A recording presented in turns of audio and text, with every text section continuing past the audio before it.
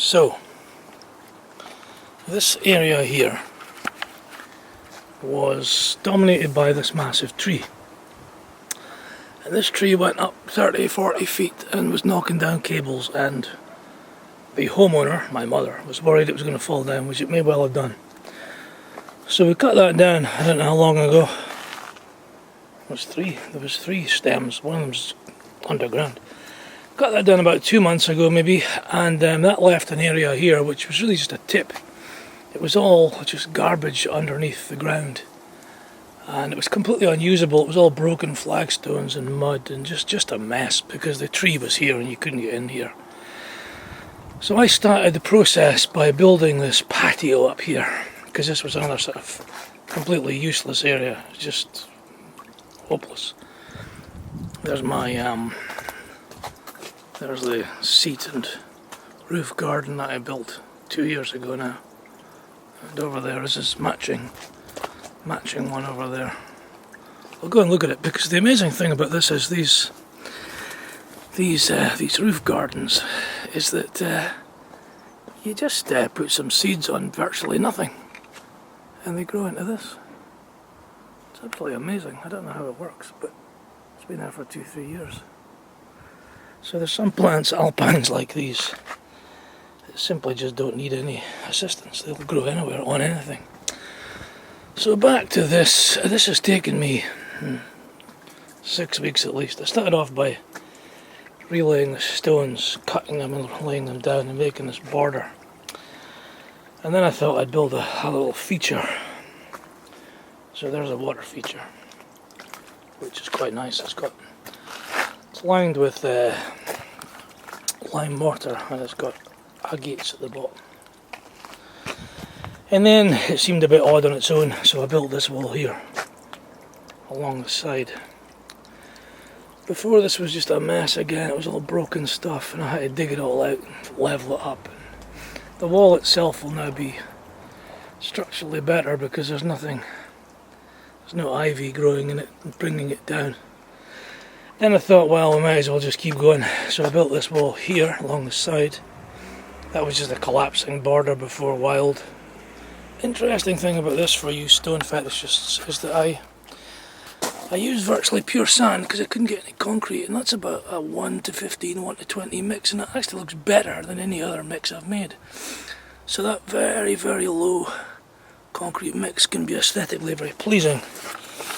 Then I just had some stones left. I had to cut some in half. That's the top ones, and then, so I just finished it off. And then before all that, I built this circular thing. The idea was to make a seating area, but there wasn't enough room and there was no concrete, so I just made this big circle.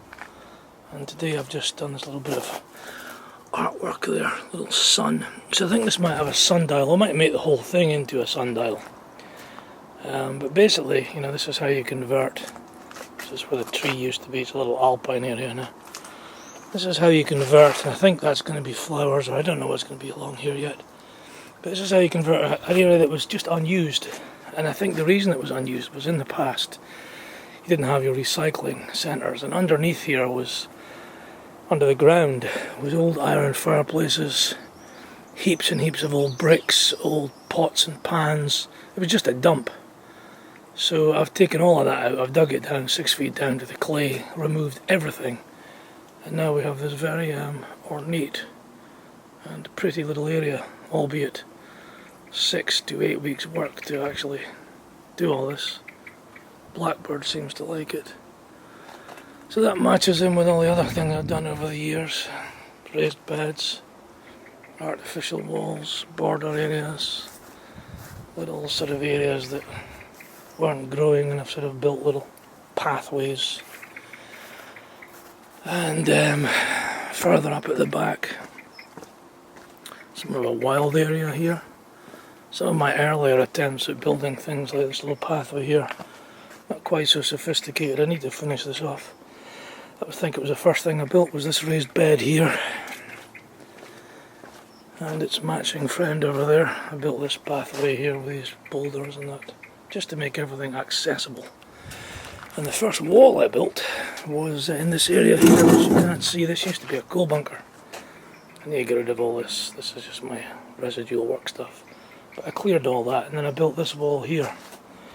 This is my first ever wall to turn again what was a completely unused dump into a sort of very usable flower bed up at the back of the garden.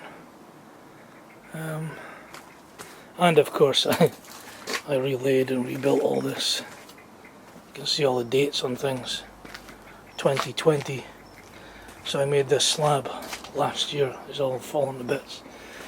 And the first thing I did was to get the water out of the garden. I built this undergate slough, is that the word?